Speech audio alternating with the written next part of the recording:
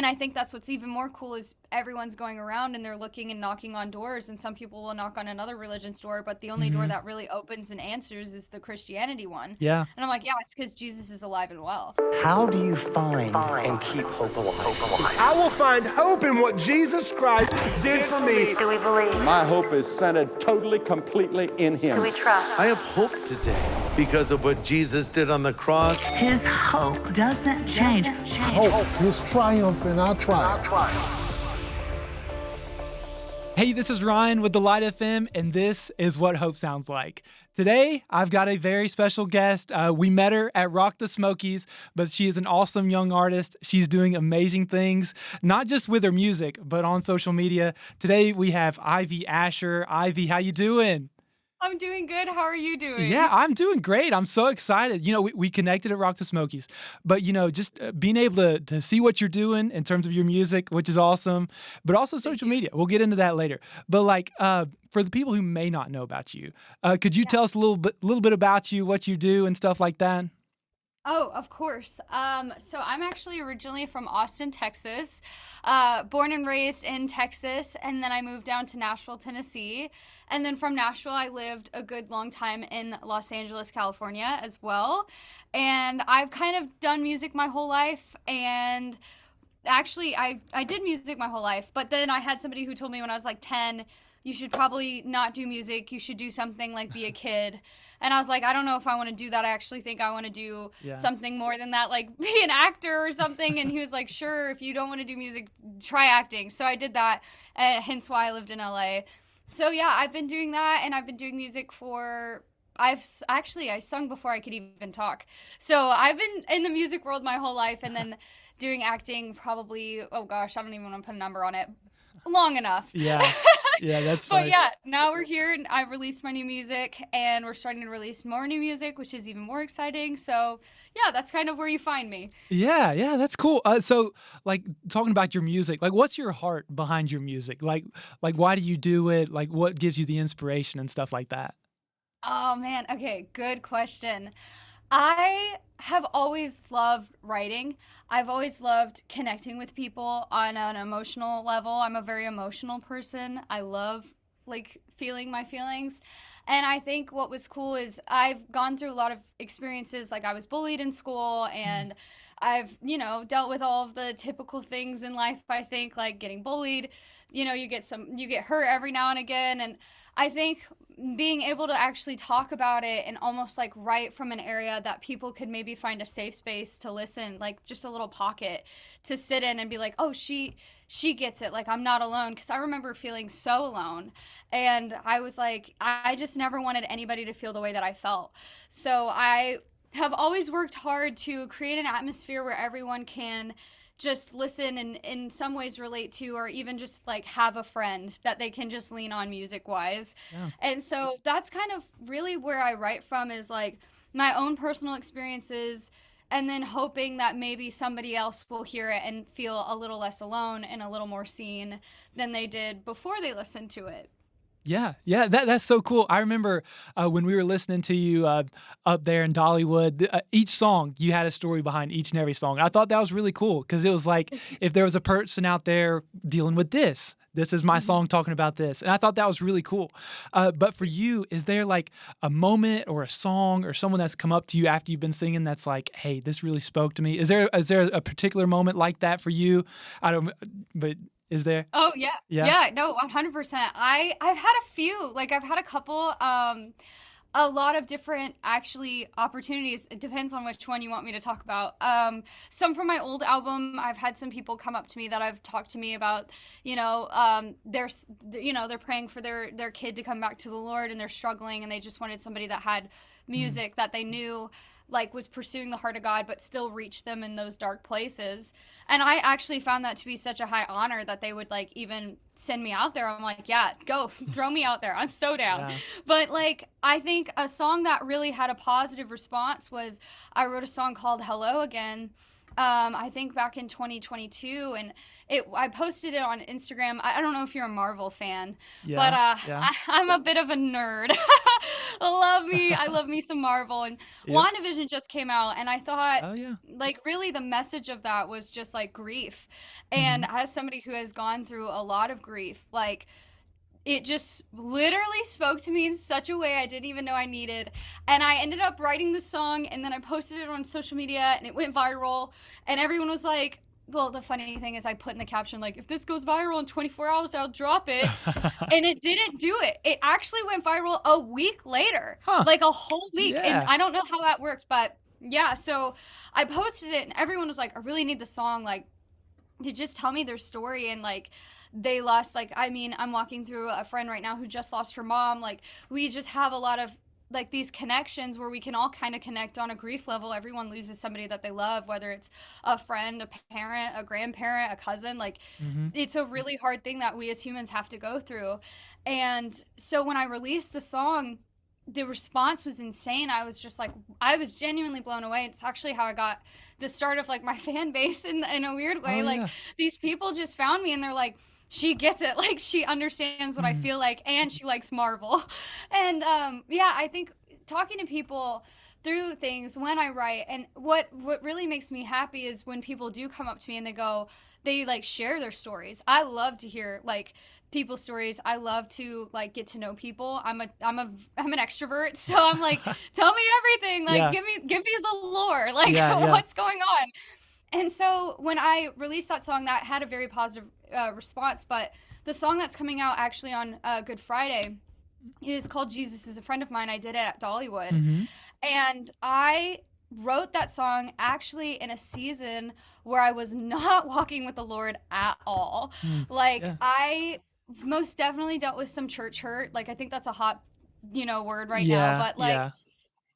it's real. Like, I think there's a point where everybody in their faith realizes you have to find out who God is, and God isn't people. Like, that's just a fact. God is God. He's not your pastor. He's not Yep. your best friend. Like, he shows up through people, but he is not a reflection of us at the end of the day. We try to be Yeah. a reflection of him. And so I didn't know that though. So I had to go on my own little journey. I had to build my testimony a little bit. Yeah. But through that time, I remember being like, I thought God hated me. Like, genuinely thought he hated me. Mhm. I was like, I don't know if he likes me that much. Like, he said God so loved the world, but I don't know. I just never heard the word loved every time I thought of that verse. John 3:16 was the first verse that I ever memorized as a kid. Well, yeah. And so, yeah, and so I like, God so loved the world, he gave his only son. And I was like, it never clicked really the true love of God. And so I wrote it, and I was like, but Jesus, like, he's a friend of mine, and I know that he gets it. Like, and so in that season, even though I felt like kind of far away from him, like, somehow he was still so close in that time. And what I've been excited about is playing it live. It hasn't been out. Playing it live and people hearing it, they just like understand. They're like, yeah, I have those moments like where, I think the thing that I always have said is God isn't scared of your big feelings. Like, he created you, like, Yeah. he knows every thought that we have. Like, there's not going to be one thing that we think that's going to throw him off in any kind of way, No. Yep. And so I'm like, he can handle it. He can handle your big feelings. He can handle all the things. So I love that. There's a lot more stories, but I'll stick with those two for now. Yeah. But Those those are two awesome. are just really special. Yeah. Yeah, yeah. Well, I mean, going off the first one, so like you obviously post on TikTok and Instagram and stuff. Like me Yes. working at the Light FM, I'm like our social media guy. So I kind of have a pulse on Right. all things social media, the trends, what artists do and all that. And what interested me about you in particular is you like to stream on Twitch and TikTok. Like, could you tell us a little bit more about that? Because that is so cool. Thank you. Yeah, I got into streaming because of my like early fan base. I got into streaming Minecraft, which is really funny to say out loud. Well, but I mean, it's I true. watch it too, so it's not, yeah. Yeah. I love a good Minecraft. Yeah. Like, I remember the day it came out, and I was like, "This is so cool." Yep. But yeah, I started playing it. I called the series, I call it a series, and each live stream is an episode in my brain. It's called Survive and Thrive, and it's because I was like, you know what? I've played creative mode, and like I never really took the game seriously. Yeah. And so I was like, I'm gonna take this seriously. I'm only gonna no cheats. I'm just gonna do it. I'm gonna play and see what happens. So I started doing that, and like it was cool to like sit and, especially now because I picked it up a year ago. Like again, like I stopped and then I picked it back up. I play on my Switch, so I'm not like Okay. on my PC Yeah. or anything. Like Yeah. I'm a Nintendo Just a girly, casual so gamer. Yeah. yeah, just Yeah. a casual gamer Yeah. is literally what I would call Yeah. myself. But I decided to stream again, and I think it's a way that my fans, like, I don't even like saying the word fans, but like I really feel like the people that are in like that I've connected with over the past few years, they like hanging out with me. I get told that they just throw me on and I'm in the background and they just like doing their Yeah. homework, and they're just Yeah. like, it feels like we're on the phone with our best friend, and I'm like, that's so Aw. cool. Like Yeah. I love being that. But yeah, I think that's been super fun, like, and it's obviously been growing like more and more and more, but I think people just like the fact that I'm just honest and real, and they like that a Christian is just honest and real. They're like, Yeah. wait, this Yeah. isn't what I'm used to, you know? And I'm like, yeah, Yeah. I'm just here. I'm living it up. Yeah, that's cool. Like, well, I mean, I watch people on Twitch and TikTok, so like me seeing like someone like you with a platform that also makes music, I think that's an awesome bridge to bring people like that may not know your music but watches your streams to connect both to either end. But like for you personally, is there a moment where you've been streaming or like maybe after a stream, someone reached out to you with like these questions about God or like some sort of God moment that's come from these streams or a particular one? Oh, totally. Yes, there has been. I bring up my faith a lot. I like repping Christian companies when I'm streaming. Yeah, yeah. One company that I'm obsessed with right now is the 46.7, I think is their title. They're cool. I might have gotten their name. I should look it up before I like plug them. But I think it's 40. I'll have to look it up. But yeah, I wear faith merch. The one that I usually wear is the Jesus is King sweatshirt. It's a camo sweatshirt. And people will be like, oh, and I also have a plush Jesus that's always in the background. Oh, that's and I'm awesome. like, Yeah. he's got my back is the joke. Oh, Like yeah, I have, yeah. like that's it. I'm like, he That's literally funny. has my back. He's always with me. Yeah, Like, yeah. and so I like to call him my accountability buddy too, just like Oh, on yeah, streams, that's 'cause, you know, cute. I'm like, hey, he's watching. Keep the chat clean. No, but like there has been moments where I've just like people have been like, I've been struggling with my faith. Like, what do I do? And I've just been like able to share, and you know, it's cool is I don't even sometimes have to share. I just give them a space to verbally process. And a lot of people that I know, like that I've become friends with, like over like one in particular, her name's Jessica. She like jumps in and she's just like, oh my gosh, this is how I feel about my faith. And then it just becomes this whole like melting pot of people. Like the community that I feel like I attract in the live streams, they're so welcoming and they're so open to just like embracing people with like real love. And it's like there's no judgment, there's no anger, there's no Yeah. nothing. It's just like we're hanging out. And so there's many, like I've had some people that I told them I told them my story a little bit, and I was like, God literally found me in the darkest spot of my life. And I told them, I was like, it's okay to like, I know this is like hard for some people to hear it, but like it's okay to hate God and bring it to him. Being like, I don't Yeah. know what to do with you. Like Yeah. he's once again not scared of that feeling. Yep. And like knowing that I didn't know how to accept the love of Jesus. Like I didn't know how to accept it.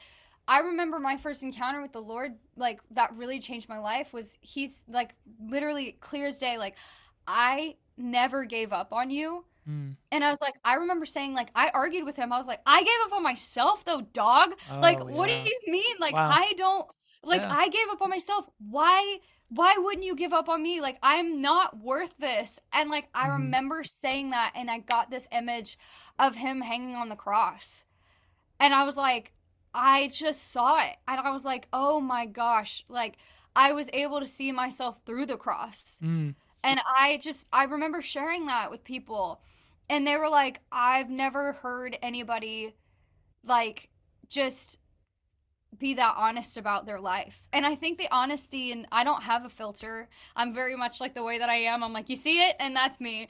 And I think that's Yeah. what they find comforting, and it heals them. And I've heard some testimonies about that specifically, of people being like this healed me with this situation. Or, you know, some people have come forward and been like, hey, I need somebody to help me. I'm struggling with this specific like repetitive sin. Like, and I've had like some people in my live chat being like, buddy, I've walked through that same thing. Like, DM me anytime. And that's where it's like, we're just friends. Like, we're all just coming in and we're just hanging out. So it's like, not just me.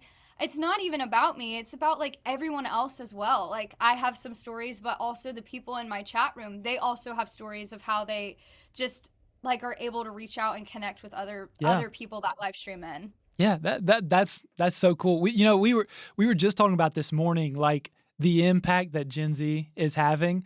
Like, so we saw a stat that Gen Z is actually leading all generations in going to church. So the average Gen Zer goes to church 1.9 times a month. But they're also like the most vulnerable and real. So like they can see through like any false lies, any facades that you put up, they're able to see straight through them. So like for me, I see that firsthand. You look on social media, you see the big Forrest Franks, the Josiah Queens. They have these huge, massive followings and the impact that they're having. But like, your community is doing well right now, but what do you think the impact of like streaming or like putting out music on social media and all these things, what do you think the impact that's having on Gen Z is?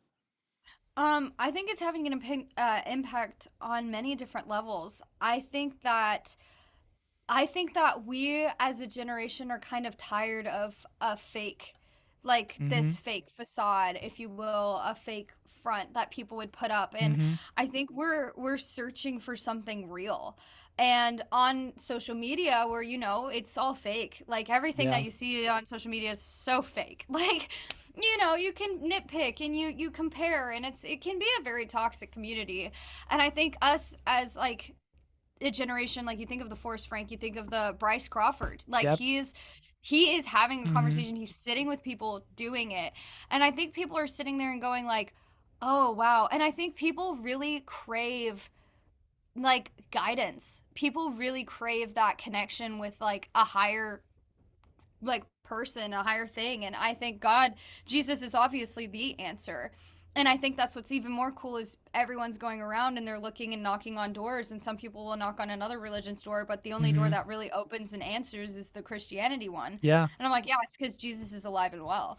And so I think that it's awesome. I think that as Gen Z, we want to stop this false narrative and false things. We want this real, we crave a real connection, and to share that with people who aren't faking it. Like, my life is all great and blah, blah, blah, blah. Like, you get on TikTok and you're like, there's a girl named Allie who's just like, I had the worst day ever. And she's like yelling in her kitchen. And she's like, but I just pray to the Lord. And she's like, sometimes my prayers are just yells. And I'm like, period.